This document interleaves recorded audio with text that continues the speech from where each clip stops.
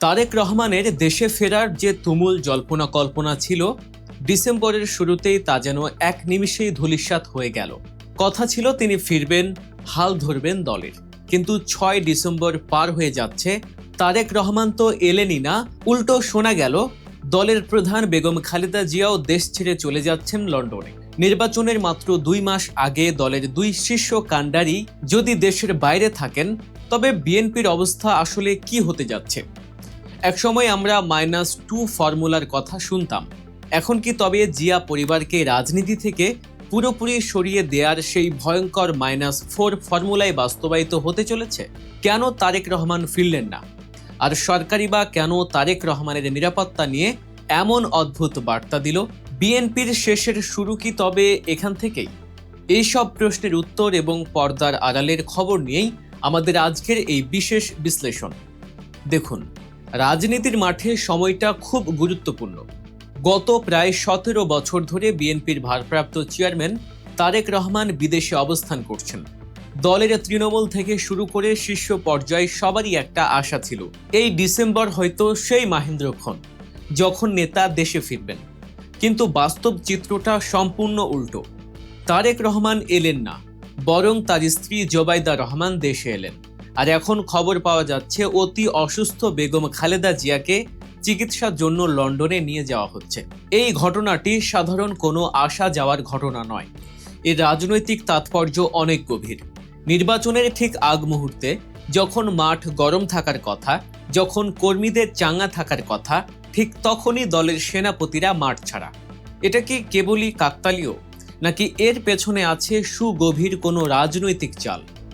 অনেকেই প্রশ্ন তুলছেন, জিয়া পরিবারের অনুপস্থিতি কি বিএনপিকে নেতৃত্ব শূন্য করার কোনো দীর্ঘমেয়াদী পরিকল্পনার অংশ? আওয়ামী লীগ ঘরানার কিছু বিশ্লেষক এবং সজীব অজিত জয় অতীতে এমন ইঙ্গিত দিয়েছিলেন যে জিয়া পরিবার ছাড়া বিএনপির ভবিষ্যৎ অন্ধকার। এখন পরিস্থিতি যেদিকে মোড় নিচ্ছে, তাতে মনে হচ্ছে সেই আশঙ্কাই এবার সত্যি হতে চলেছে। দল কি তবে পরিবারের হাতছাড়া হওয়ার পথেই হাঁটছে? সবচেয়ে বড় যে প্রশ্নটা এখন ঘুরপাক খাচ্ছে তা হলো, কেন এলেন না তারেক রহমান? এর উত্তর খুঁজতে গেলে আমাদের তাকাতে হবে সরকারের সাম্প্রতিক কিছু বার্তার দিকে। বিশেষ করে এসএসএফ বা স্পেশাল সিকিউরিটি ফোর্স নিয়ে যে আলোচনা তৈরি হয়েছে তা খুবই ইঙ্গিতপূর্ণ। গত বৃহস্পতিবার পরিবেশ উপদেষ্টা সৈয়দা রিজওয়ানা হাসান খুব স্পষ্টভাবে জানিয়েছেন, খালেদা জিয়া ছাড়া আর কেউ এসএসএফ নিরাপত্তা পাবেন না। এই কথাটির মানে কি?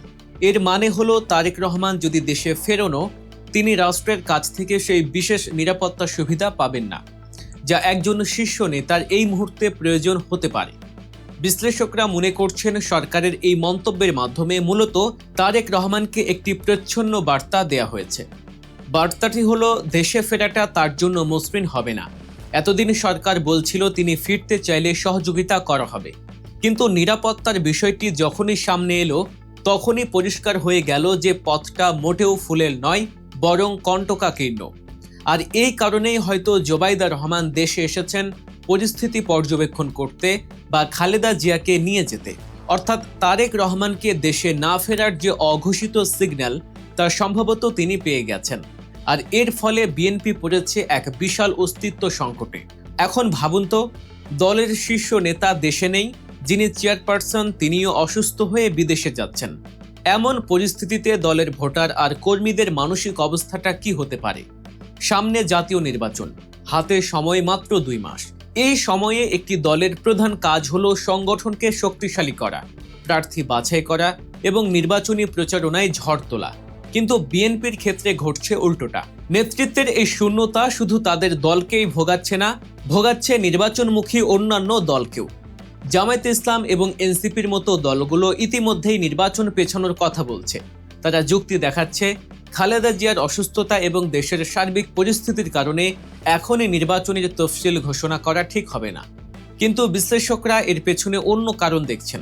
অন্যান্য দল বুঝতে পারছে, জিয়া পরিবারের সক্রিয় উপস্থিতি ছাড়া এই নির্বাচনে বিএনপিকে নিয়ে বৈতরণী পার হওয়া কঠিন। তাই নির্বাচন পিছিয়ে যদি কিছুটা সময় পাওয়া যায়, সেই আশায় হয়তো তারা এই দাবি তুলছে। কিন্তু নির্বাচন যদি না পেছায়, যদি যথাসময়েই ভোট হয়, তবে কি হবে?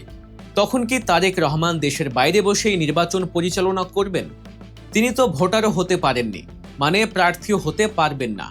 এমন একটা নেতার নির্দেশনায় মাঠের কর্মীরা কতটা উজ্জীবিত থাকবেন তা নিয়ে যথেষ্ট সংশয় রয়েছে। বিএনপির ভোটাররা এখন এক অদ্ভুত লজ্জার মধ্যে পড়েছেন।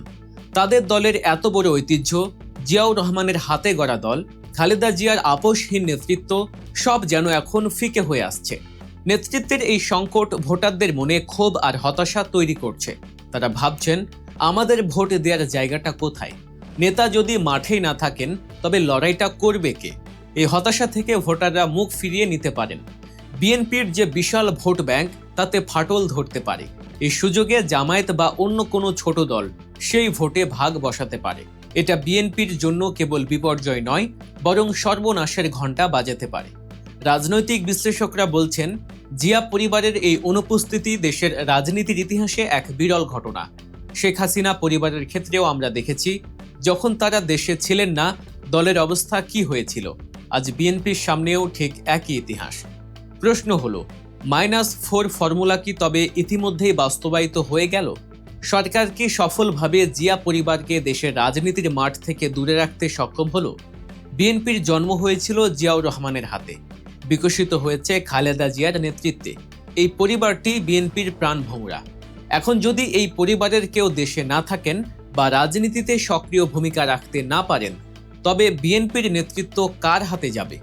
লন্ডন থেকে জুম মিটিং বা ভিডিও কনফারেন্স করে কি মাঠের কর্মীদের আবেগ ধরে রাখা সম্ভব? মাঠে রাজনীতি আর ভার্চুয়াল রাজনীতি এক নয়। তৃণমূলের কর্মীরা তাদের নেতাকে স্পর্শ করতে চায়, তার সাথে রাজপথে স্লোগান দিতে চায়। সেই সুযোগটা যখন বন্ধ হয়ে যায় তখন দলের সাংগঠনিক কাঠামো নড়বড়ে হতে বাধ্য। পরিস্থিতি যেদিকে যাচ্ছে তাতে মনে হচ্ছে বিএনপি এক কঠিন পরীক্ষার মুখোমুখি। একদিকে সরকারের কঠোর অবস্থান, অন্যদিকে নেতৃত্বের শূন্যতা। এই দুইয়ের মাঝে পিষ্ট হচ্ছে সাধারণ কর্মীরা। দল যদি এই সংকট কাটিয়ে উঠতে না পারে তবে তা কেবল বিএনপির ক্ষতি হবে না, বরং বাংলাদেশের রাজনৈতিক ভারসাম্যেও বড় ধরনের পরিবর্তন আসবে। হয়তো আমরা ভবিষ্যতে এমন এক বিএনপিকে দেখব যা তার নিজস্ব চরিত্র হারিয়ে ফেলেছে। বিএনপির এই শেষের শুরু নিয়ে যে আলোচনা চলছে তা হয়তো এখনই চূড়ান্ত রায় দেওয়ার সময় নয়। রাজনীতিতে শেষ কথা বলে কিছু নেই, কিন্তু বর্তমান প্রেক্ষাপট আমাদের ভাবাচ্ছে। পদে পদে যে অশনির সংকেত দেখা যাচ্ছে তা উপেক্ষা করার সুযোগ নেই। বিএনপি কি পারবে এই ঝড় সামলে ঘুরে দাঁড়াতে, নাকি জিয়া পরিবারবিহীন এক নতুন বাস্তবতার মুখোমুখি হতে হবে বাংলাদেশকে? সেটা দেখার জন্য আমাদের হয়তো আরও কিছুটা সময় অপেক্ষা করতে হবে। তবে একটা বিষয় নিশ্চিত, আগামী 2 মাস বাংলাদেশের রাজনীতির জন্য, বিশেষ করে বিএনপির অস্তিত্বের জন্য সবচেয়ে গুরুত্বপূর্ণ সময়। তারেক রহমানের সিদ্ধান্ত এবং খালেদা জিয়ার শারীরিক অবস্থায় নির্ধারণ করবে এই দলের ভবিষ্যৎ। আপনার কি মনে হয়, তারেক রহমান দেশে না ফিরে কি সঠিক সিদ্ধান্ত নিলেন, নাকি এতে বিএনপিরই ক্ষতি বেশি হলো? কমেন্ট করে আপনাদের মতামত আমাদের জানান। আর ভিডিওটি ভালো লাগলে লাইক দিন এবং বন্ধুদের সাথে শেয়ার করুন। এমন সব এক্সক্লুসিভ পলিটিক্যাল অ্যানালাইসিস মিস না করতে চাইলে গল্প নিউজ চ্যানেলটি সাবস্ক্রাইব করে আমাদের সাথেই থাকুন। ধন্যবাদ।